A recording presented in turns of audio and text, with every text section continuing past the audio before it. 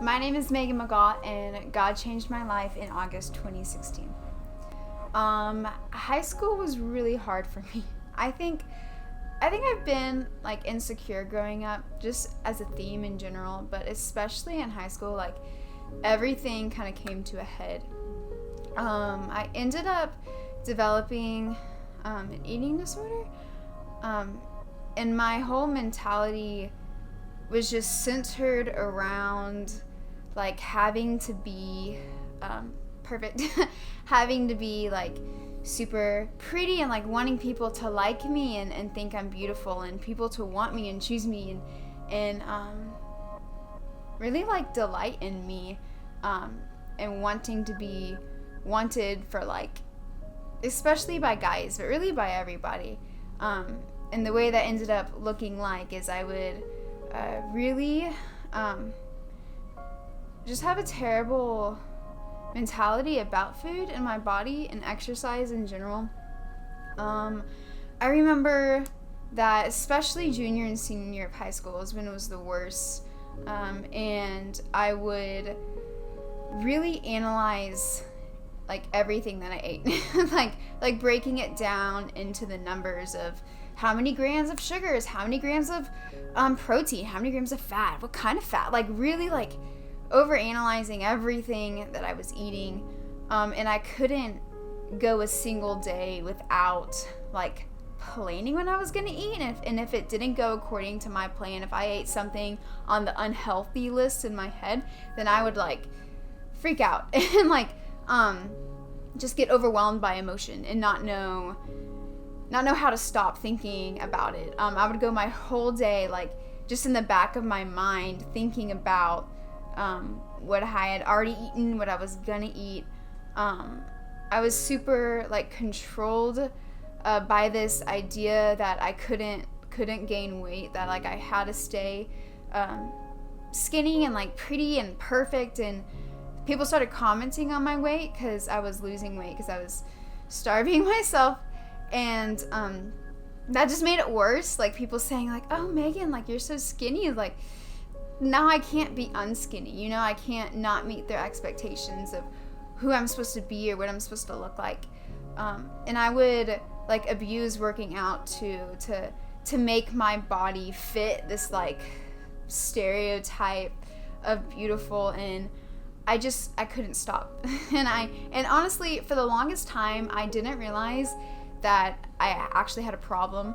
Like I think I was surrounded by girls on my tennis team who like were very conscious about their bodies and what they looked like and what they ate, and they would always talk about it and about boys and what boys perceived our bodies as, and I like fell into that mentality, and like that's just how I thought it was. Like that's just what I thought it meant to be like in American culture, like a high school girl, and like the culture that we live in, like that's just what you have to do. You have to care about what you look like and what you eat, and if it's gonna make you fat, you know, and like how much do I have to work out to like burn off that cookie, you know? Like it was so dumb, but that was the mentality I was in, and like it controlled me.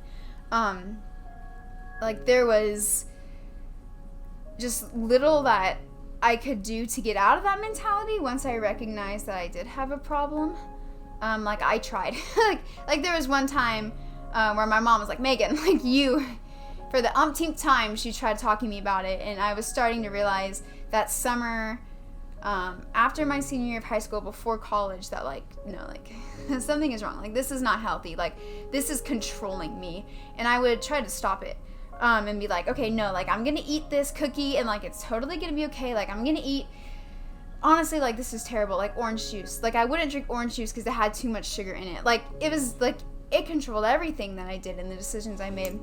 I was like, I'm gonna drink this orange juice, and after I drank it or after I ate something like that, it would like bother me the whole rest of the day. Like I couldn't get it out of my head. Like I was very much stuck in this like in these chains of like constantly thinking about what I was eating or exercising, and like counting my steps and like doing the math in my head. I always had numbers running in my head, and it was awful. It was terrible. I was such a slave to it, like so caught in it and imprisoned, and I could not get free at all. But I know, right? That summer, I went to Impact Camp before my freshman year at A&M.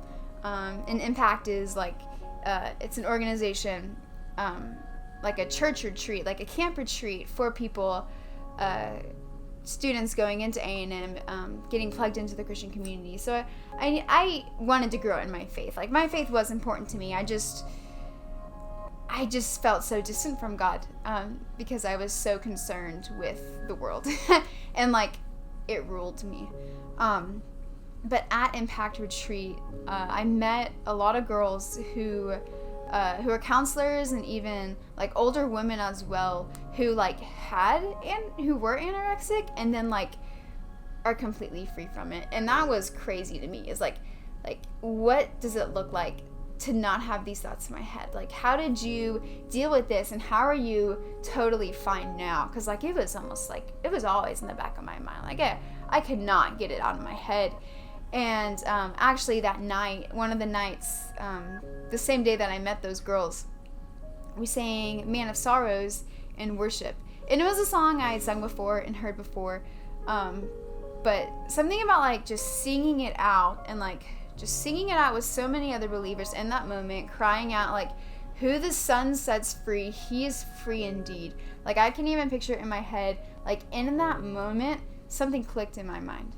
Like, it was crazy. Like, I can't actually explain it, but like it was like light flooded my thinking, and my whole mentality changed so quickly. Like, I think God opened my eyes to show me that the thoughts that I was having that were controlling me, like, they didn't have to anymore, because who the Son sets free, like, he is free indeed. Like, I was free. I didn't have to think those thoughts. Like, I was the one keeping those thoughts controlling me, when the whole time it was like I had chains around me. I very much felt like I had chains around me, and like it was unlocked, and I had the key in my hand. Like, Jesus had set me free when he rose from the dead. Like, that is what his resurrection did. Not only did he conquer sin and dominate sin, but he like set us free in that process. Like, no longer do we as his daughters and sons have to like hold on to our sin. Like, we don't have to do that. We can be free. We can live in the freedom that he gave us.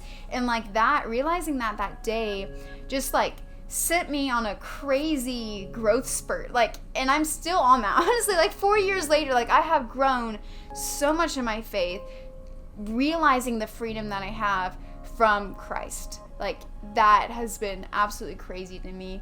And like college very much was that. Like, I feel like at Impact, God gave me a glimpse of all that he was going to teach me in college. And like, I feel like I've grown so much in my security in my relationship with him. Like, no longer do I have to earn other people's approval or be what they want me to be, or no longer do I have to be controlled by what the world says is beautiful. Like, I can be free from all of those things, because like my God set me free. Like, the Son set me free. And that is really like my heart in sharing this, is like, I think there are so many of our sisters and brothers who are still like dominated by their sin. And we don't realize that, like, we don't have to be. Like, the Son set us free. Like, why are we living with the spirit of slavery? Like, we are children of God. Like, we're meant to walk in complete freedom, holding his hand, like walking in the garden with him. Like, we can have that now. Like, we don't have to like be in this struggling battle of sin. Like, we can overcome it because he overcame it in us. And like, that is, I think, the most beautiful thing. And like that is the power of the gospel.